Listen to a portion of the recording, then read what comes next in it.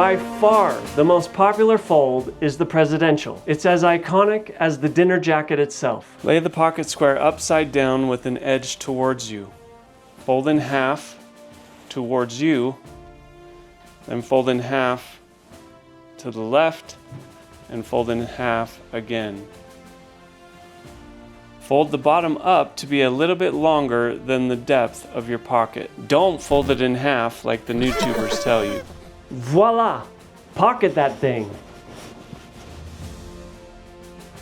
You probably look like Bond already. Now for a couple pointers. First, the best material for this is cotton. Second, this is the most common fold for black tie. Third, you might want to iron this to get a nice crisp look. Fourth, the classic fold is just the same fold upside down. Fifth and final, the breast pocket flares up and to the left for a reason.